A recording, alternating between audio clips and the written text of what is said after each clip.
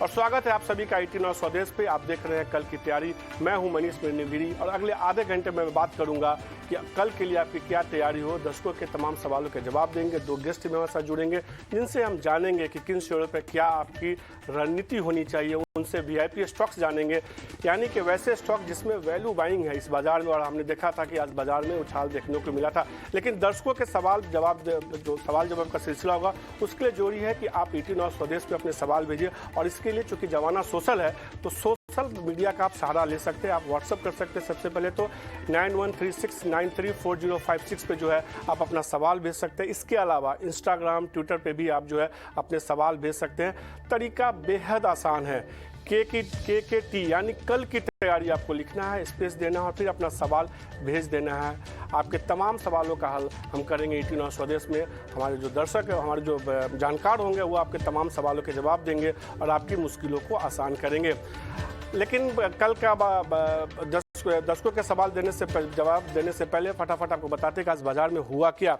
Nifty में देखिए पिछले 2 दिनों से हमने देखा था खासतौर पे एक जो रेंज बाउंड ट्रेड हुआ था तो गिरावट देखने को मिली थी। और लगातार 8 दिनों के गिरावट के बाद आखिरकार भारतीय बाजारों में आज अच्छी तेजी लौटी।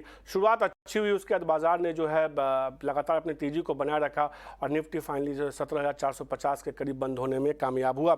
अच्छी बात यह रही कि कहीं भी एक बार भी पूरे दिन में बाजार में कहीं भी एक मुनाफा वसूली का दबाव देखने को नहीं मिला, यानी कि तेजी की शुरुआत हुई और तेजी लगातार कायम रही। कमोबेश यही ट्रेंड बैंक निफ्टी में भी देखने को मिला। हमने देखा है कि बैंक निफ्टी में वैसे ही मंडे से रफ्तार देखने को मिला था। हालांकि कल के सत्र में थोड़ा सा फ्लैट टू नेगेटिव कारोबार हुआ, लेकिन आज देखिए वापस एक तेजी देखने को मिली और एक समय यह 40,700 के ऊपर भी कारोबार कर रहा था।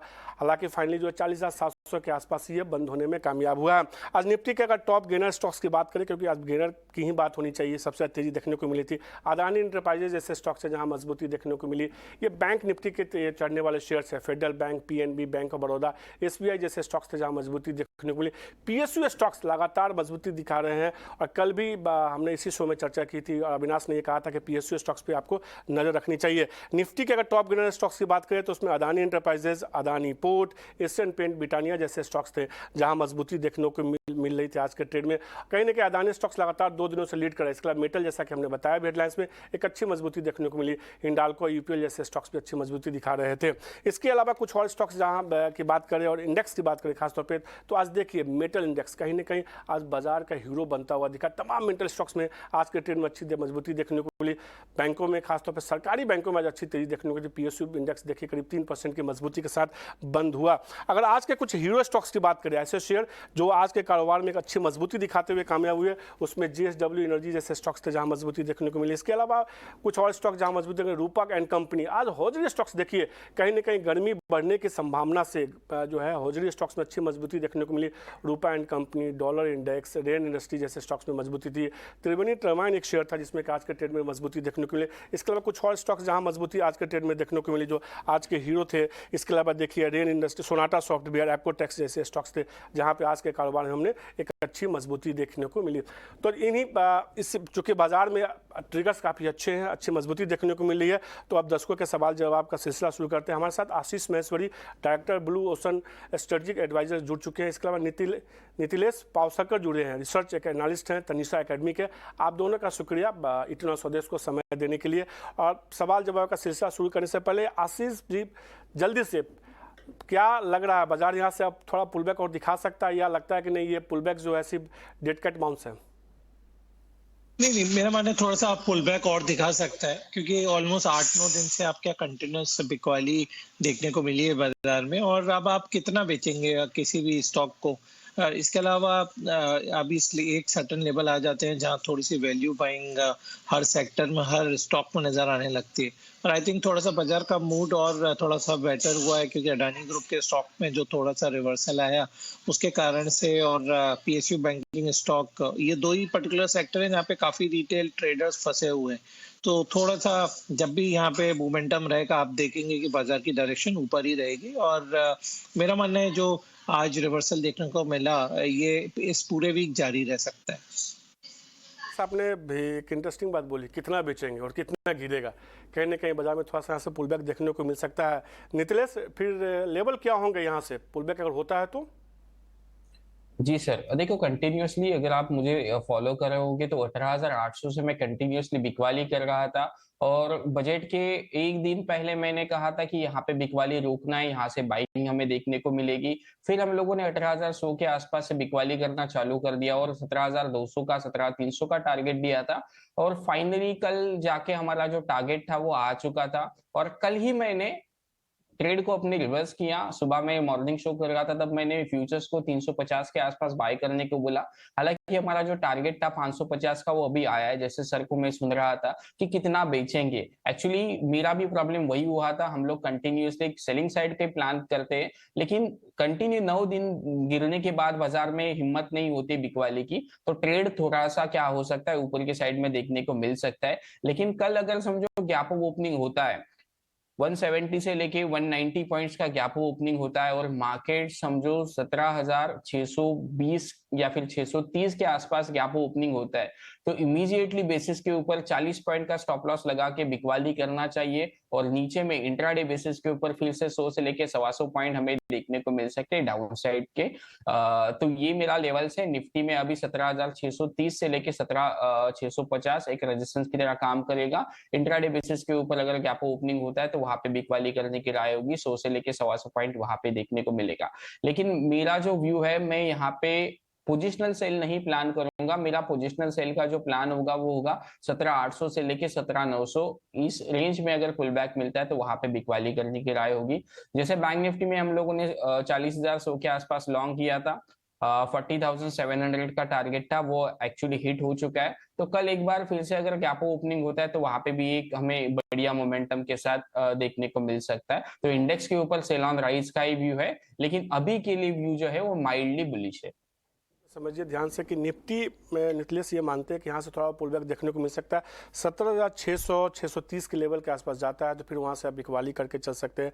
कॉमनवेल्थ बैंक निफ्टी में उनका ये मानना है अगर यहाँ से थोड़ा और पुल बैक देखने को मिलता है, चूँकि उनका ये मानना है कि 40,700 का उनका जो है शॉर्ट टर्म टारगेट था, अगर ये पूरा हो चुका है आज के ट्रेड में, अगर यहाँ से बाजार थोड़ा और 200-250 पॉइंट बैंक निफ्टी में तेजी देखने को मिलती है तो उनका कहना है कि आप थोड़ा बिकवाली करके चल सकते हैं। लेकिन बैंक निफ्टी में लेवल याद रखिए 17,630 तक वो मान के चल रहे हैं, 600-630 तक का लेवल वो मान के चल रहे हैं कि यहाँ से तेजी देखने को मिल सकती है। अब सवाल जवाब का सिलसिला शुरू करते हैं। फजलुर रहमान ने बिहार से सवाल भेजा है। उनके पास IDFC फर्स्ट बैंक के 1920 शेयर है, 40 रुपये 30 पैसे के भाव पे। आशीष, क्या राय होगी IDFC फर्स्ट बैंक पे आपकी? देखिए, मेरी तो होल्ड करने की सलाह रहेगी। मेरा मानना है कि एक सेलिंग का हमने वो थोड़ा सा दौर देखा, 60 रुपए से स्टॉक गिर के वो इनफैक्ट 54 रुपए तक आ गया था और अब दोबारा से कंसोलिडेट होने के बाद में अपवर्ड जर्नी शुरू करेगा। पहली बात तो ये फंडामेंटली काफी स्ट्रांग बैंक है अभी, क्योंकि कंपनी ने बैंक ने पूरा फोकस अपना शिफ्ट कर लिया है कॉर्पोरेट लैंडिंग से रिटेल लैंडिंग के साइड में, और ज्यादा से ज्यादा उनके डिपॉजिट भी रिटेल साइड से आ रहे हैं। तो हम देख रहे हैं हर क्वार्टर ओवर क्वार्टर प्रॉफिटेबिलिटी में काफी इंप्रूवमेंट आ रहे हैं। तो मेरी सलाह ये रहेगी, जरूर आपका स्टॉक नीचे का लिया हुआ है तो बिल्कुल स्टॉक में बने रहें। 1 साल का लक्ष्य इस स्टॉक में करीब 70 रुपए का है, और कोई नए निवेशक भी यदि स्टॉक को देख रहे हैं तो एक अच्छा लेवल है एक्यूमुलेट करने का, 70 रुपए 1 साल के टारगेट के लिए। तो IDFC फर्स्ट बैंक में होल्ड करके चलिए। फजूल आशीष ये मानते हैं कि यहाँ से तेजी देखने को मिल सकती है। इनफैक्ट अभी आपको करीब 30,000 रुपये का प्रॉफिट हो रहा है। उनका मानना है कि ये 70 रुपये तक जा सकता है। और आशीष ये भी कह रहे हैं किसी को नई खरीदारी करनी हो तो आप IDFC फर्स्ट बैंक में मौजूदा स्तर पर भी खरीदारी करके चल सकते हैं। नज़रिया आपको थोड़ा लंबा रखना होगा, 1 साल के नज़रिए के साथ आप शेयर में निवेश करके चल सकते हैं। प्रिया ने मुंबई से सवाल पूछा है, मद्रास फर्टिलाइजर पे उनका सवाल है। 354 शेयर हैं उनके पोर्टफोलियो में, 84 रुपये 87 पैसे के भाव पे। वो जानना चाहते हैं कि क्या करे, बेचे रखे। नितलेश, क्या राय होगी आपकी? देखो, ये लेवल जो है वो बेचने का लेवल नहीं है मेरे हिसाब से। 54 से लेके 52 एक इंपॉर्टेंट बेस है। इसके नीचे अगर चला जाता है तो आप एक बार पोजीशंस को क्या कर लेना, हल्के कर लेना। लेकिन अभी के लिए आपकी जो पोजीशन है उसको होल्ड करना चाहिए। 52 रुपीज का स्ट्रिक्टली स्टॉप लॉस मेंटेन करें। एक बार उछाल में आपको मेरे हिसाब से लग रहा है कि 60 एक बार अगर ये क्रॉस कर देता है तो ऊपर में फिर से 70 72 के लेवल्स दिखा सकता है। तो वहां पे एक बार फिर से रिव्यू करने की कोशिश करें, अभी के लिए ना बेचे। तो होल्ड कर चलिए मद्रास फर्टिलाइजर। नितलेश को लगता है कि 72 रुपये तक का टारगेट इसमें देखने को मिल सकता है, तो प्रिया इसमें होल्ड करने की सलाह होगी। कन्हैया कुमार ने कोलकाता से सवाल भेजा है। उनके पास IRB इंफ्रा के शेयर है, 35 शेयर है, 295 रुपये के भाव पे। जानना चाहते हैं कि लंबी अवधि में इसमें क्या नजरिया रखना चाहिए। आशीष, क्या राय होगी इस पे?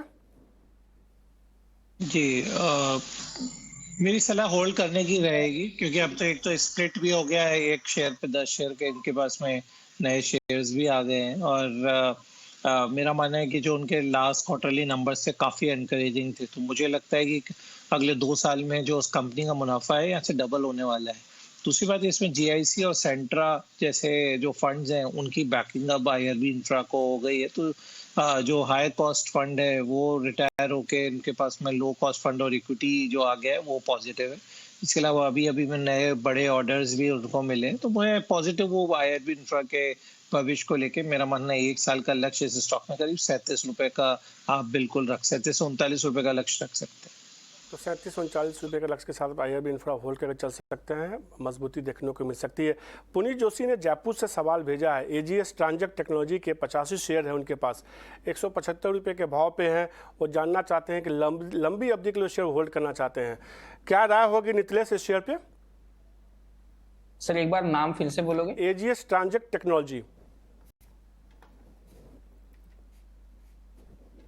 सर ये स्टॉक मेरे सॉफ्टवेयर में नहीं आ रहा है, अगर पॉसिबल होगा तो सर से पूछ सकते हो आप।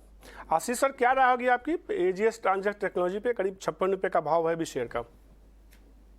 इनफैक्ट आपने 52 वीक लो के पास ये स्टॉक ऑलरेडी आ चुका है, और रीजन ये है कि जो आईपीओ आने के बाद से एक यूफोरिया था वो खत्म हो गया है। उसके अलावा नंबर्स भी काफी खराब आने शुरू हो गए। दिसंबर में तो हमने देखा जो 1 करोड़ का ही मुनाफा रहा, 11 करोड़ के सामने जो उनका पिछले क्वार्टर में आया था। तो मेरी सलाह ये रहेगी कि आप स्टॉक से निकल जाए, लॉस बुक कर लें। और मेरा मानना है रेडियंट कैश मैनेजमेंट सर्विसेज जो है वो एक बेटर बेट है, 98 रुपीज का रेट है और सेम इंडस्ट्री में ऑपरेट कर रहा है, और उसके नंबर्स कहीं बेटर है एजीएस ट्रांजेक्ट के कंपैरिजन में। तो यहाँ से निकल के रेडियंट में शिफ्ट हो जाए। ये एजीएस पे जो है राय, वैसे भी 175 का जो हाई था इन्होंने हाई पे लिया, वहाँ से लगातार जो है जैसा कि आशीष बता भी रहे 1 साल के निचले स्तर पे लगातार गिरावट देखने को मिली है इस शेयर में।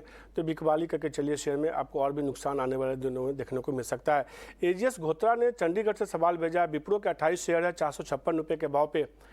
नितिलेश, क्या राय होगी विप्रो पे आपकी? सर विप्रो को मैं क्लोजली ट्रैक कर रहा हूँ, लेकिन विप्रो में एक ही दिक्कत है, वो 410 रुपए के ऊपर का क्लोज नहीं दे रहा है। जिस दिन 410 रुपए के ऊपर कंफर्टेबली ट्रेल करेगा तो डेफिनेटली इसमें एक अच्छा खासा बाउंस बैक हमें देखने को मिल सकता है। 12 से 15% का एक अपसाइड मोमेंटम इसमें मैं पर्सनली देख रहा हूँ। तो विप्रो की मेरी जो राय होगी वो होल्ड करने की राय होगी, लेकिन एक बार स्टॉप लॉस जरूर मेंटेन करें। 370 रुपीज का स्टॉप लॉस कट होता है तो एग्जिट कर लेना। अगर फिर से 410 रुपए के ऊपर ट्रेड करना चालू कर देते हैं तो क्वांटिटी फिर से इंक्रीज कर लेना, और ऊपर में फिर से आपको भाव देखने को मिल सकता है। 410 रुपए के ऊपर क्वांटिटी इंक्रीज करे 390 का, तब आपको स्टॉप लॉस लगाना पड़ेगा। तो नितिलेश सीधे तौर पे सलाह ये दे रहे हैं एच.एस. घोत्रा साहब को कि विप्रो में कि आप इस शेयर को होल्ड कीजिए। 370 रुपये का आपको इसमें स्टॉप लॉस रखना होगा। अगर ये शेयर 410 रुपये के ऊपर जाता है तो आप चाहें तो कुछ और भी खरीदारी कर सकते हैं, और फिर इस शेयर को जो है धीरे धीरे आप अपने स्टॉप लॉस को रिवाइज करके ऊपर की तरफ लेके जा सकते हैं। विजय कुमार ने अहमदाबाद से सवाल भेजा है। जेके टायर के 100 शेयर है उनके पास, 166 रुपये के भाव पे है। लंबी अवधि का नजरिया जानना चाहते हैं। आशीष, हमने देखा ऑटो नंबर अच्छे आए हैं कमोबेश जो अभी आए हैं फरवरी के खासतौर पे। क्या राय होगी आपको जेके टायर जैसे स्टॉक्स में? अगर ऑटो बिक्री के आंकड़े अच्छे आएंगे तो कहीं ना कहीं टायर कंपनियों के लिए भी कहीं ना कहीं ये पॉजिटिव होगा। बिल्कुल, जेके टायर जैसे स्टॉक को एक्यूमुलेट करने की सलाह है, और आपके पास में स्टॉक है तो इनफैक्ट स्टॉक में बने रहिए। हमने लास्ट क्वार्टर्स में भी अच्छे नतीजे आते हुए देखे थे। सितंबर टू दिसंबर क्वार्टर में भी काफ़ी बेहतरीन नतीजे जेके टायर के रहे थे। और जो रिवॉल्यूशन अभी चल रहा है टू व्हीलर पर्टिकुलर सेगमेंट में जहाँ पे डोमिनेंट प्लेयर है, वहाँ पर मुझे लगता है कि ग्रोथ की पॉसिबिलिटीज़ भी आगे काफ़ी अच्छी बनी रहेगी। तो जेके टायर में इनफैक्ट मेरी सलाह रहेगी कि आप अभी थोड़ा स्टॉक नीचे आया आपकी परचेज से और एवरेज कर लें। इसमें आपका जो लक्ष्य है वो जल्दी ही आएगा, बट एवरेज कर लेंगे तो यहाँ पे कोई बुराई नजर नहीं आती इस लेवल पे जेके टायर को एक्यूमुलेट करने की। तो आशीष जी ने जो है विजय कुमार जी आपके लिए मोहर लगा दी है शेयर पे, जेके टायर पे। आप इसमें जो है मौजूदा लेवल पे और कुछ खरीदारी करके एवरेज भी कर सकते हैं, यहाँ से एक मजबूती देखने को मिलेगी। बस आपको नज़रिया थोड़ा लंबा रखना होगा इस शेयर में, आपको मुनाफा इस शेयर में मिलता हुआ दिख सकता है।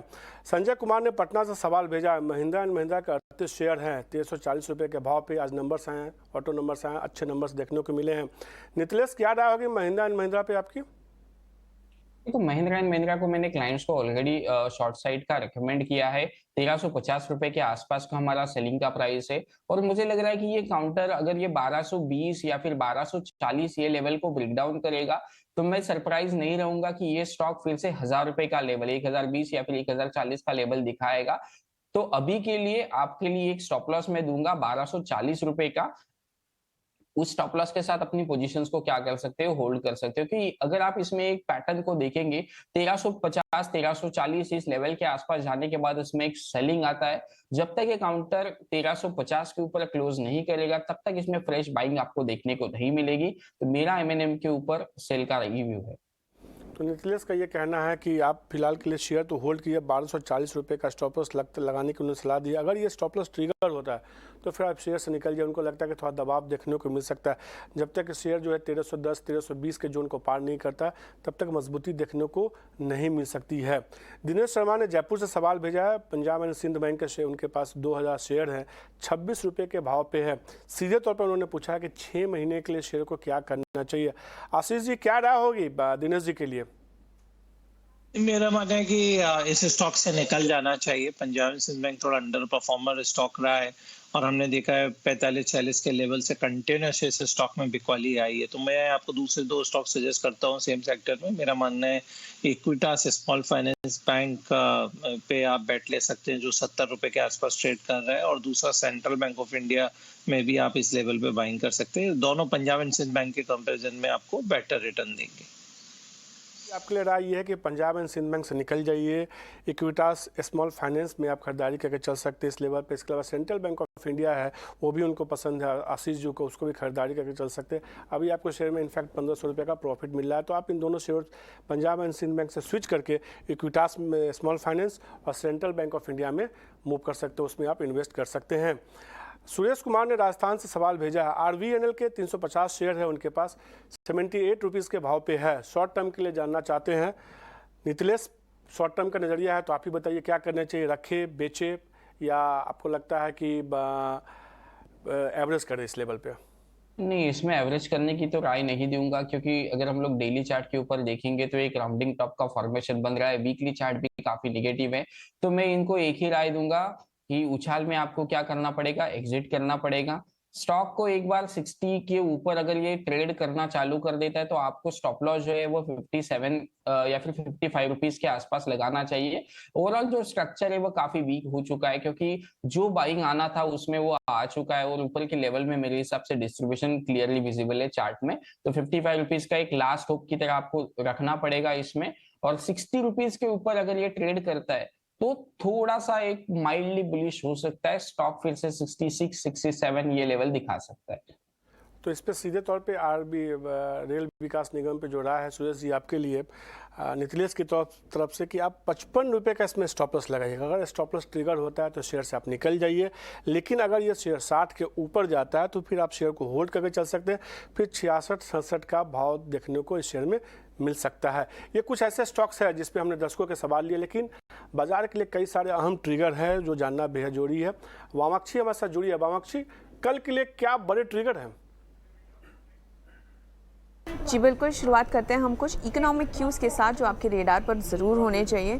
यूएस की तरफ से इनिशियल जॉबलेस क्लेम्स डेटा आएगा, उसके बाद हमारी नज़र होगी यूरोजोन की तरफ। यूरोजोन अपना सीपीआई नंबर रिपोर्ट करने वाला है। इसके अलावा ईसीबी अपने फरवरी पॉलिसी मीटिंग का एक अकाउंट पब्लिश करेंगे और ये भी एक इम्पॉर्टेंट क्यू रहेगा जो हमें ज़रूर ट्रैक करना होगा। कॉर्पोरेट फ्रंट पर क्या हो रहा है, काफ़ी एक्शन नज़र आ रहा है यहाँ पर भी। सीजी पावर ये स्टॉक फोकस में रहेगा क्योंकि कल बोर्ड की बैठक होने जा रही है और वो इंटरिम डिविडेंड के को लेकर चर्चा करेंगे। हैप्पीएस्ट माइंड्स की भी बोर्ड की बैठक होगी। फंड रेजिंग को कंसिडर करने वाले हैं एनसीडीज के द्वारा डोमेस्टिक मार्केट में। सैटिन क्रेडिट केयर भी फोकस में रहेगा क्योंकि वो फ्रेश फंड रेजिंग कंसिडर करने वाले हैं और पहले जो उन्होंने इशू अप्रूव किया था फरवरी 16 2023 में, उसको शायद मॉडिफाई या अमेंड भी कर सकते हैं। 361 WM भी फोकस में रहेगा क्योंकि कल एक्स डेट है बोनस इशू और स्टॉक स्प्लिट के लिए। जागरण प्रकाश भी फोकस में रहेगा क्योंकि कल बायबैक ऑफर के दौरान ये स्टॉक फोकस रहेगा क्योंकि कल बायबैक ऑफर खुलने जा रहा है, टेंडर रूट के द्वारा ये बायबैक हो रहा है। इसके अलावा फोर्टिस हेल्थकेयर पर भी फोकस करेगा क्योंकि Daiichi Singh IHH Fortis healthcare का जो ओपन ऑफर का केस है उसकी कल हियरिंग होने जा रही है। और आखिर में हमारी नज़र होगी नैस्कॉम के इवेंट पर। NASSCOM tech and leadership forum 2023 का कल आखिरी दिन है। तो लार्जली अगर हम देखें ये थे सारे इंपॉर्टेंट इवेंट्स जो आपके रेडार पर होने चाहिए कल की ट्रेडिंग सेशन के लिए। तो ये कुछ ऐसे ट्रिगर्स हैं जिस पे आपको नजर रखनी चाहिए। वामाक्षी, शुक्रिया सारे ट्रिगर्स बताने के लिए। अब बात है VIP स्टॉक्स की बात करते हैं क्योंकि बाजार में हमने देखा एक अच्छी तेज़ी देखने को मिली है। तो ऐसे में कौन से स्टॉक्स है जहां वैल्यू बाइंग का मौका है, जानते हैं VIP स्टॉक्स।